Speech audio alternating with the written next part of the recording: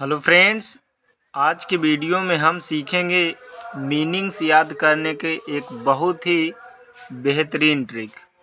तो देख लेते हैं। Omni present.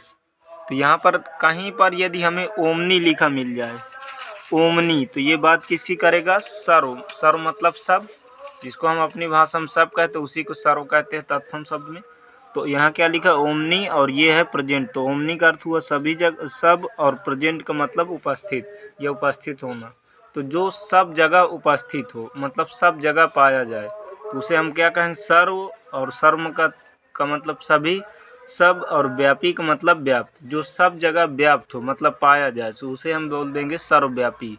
जैसे हम कह सकते हैं गॉड इज ओमनी प्रेजेंट, ईश्वर सर्वव्यापी है। उसी तरह देख लेते हैं ओमनी। ओमनी किसका अर्थ दिया? सबका।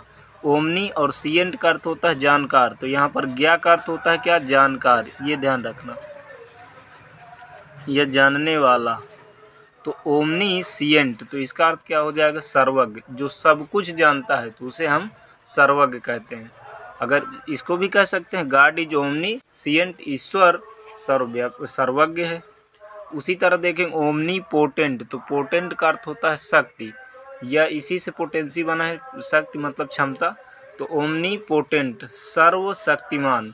तो इसमें मान लो जो जिसके सब पावर हो उसे ही बोलते हैं सर्वशक्तिमान। जैसे अगर हम मान लो सेंटेंस बनाना चाहें तो कह सकते हैं एवरी मैन डिजायर्स, प्रत्येक व्यक्ति इच्छा करता है, टू बी होने का, ओमनी पोटेंट सर्वशक्तिशाली, but it is not possible any one, लेकिन ये हर किसी के लिए संभव नहीं है। उसी तरह देखेंगे ओमनी ओरस। यहीं पर तो मिस्टेक थोड़ा सा वी नहीं बनाया था। तो ओमनी ओरस, तो ध्यान रखेंगे हम यहाँ पर क्या लिखा? और यहाँ तुम्हें एक अलग से यहाँ पर देख लेते हैं, कहीं पर जगह नहीं लिख, यहाँ पर VORE, ये सिनोनिम है ईट की, EAT। ईट मीन खाना और वोर मीन खाना। तो और मीन्स क्या होता है? खाना। तो यहाँ पर हो गया और मतलब खाने वाला, ओमनी मतलब सब कुछ, और मतलब खाए। और OUS ये किसी भी वर्ड के लास्ट में मिले तो ये एडजेक्टिव को डिनोट करता है। तो ओमनी ओरस का अर्थ हो जाएगा सर्वाहारी, जो सब कुछ खा ले, मतलब जो सब कुछ खाए। तो प्लांट यानी कि पौधों में पेड़ पौधे, और इसके बाद मांस भी। तो सर्व मतलब सब कुछ, और आहारी मतलब खाने वाला, क्योंकि बना किससे है? आहार से। तो आहारी का खाने वाला।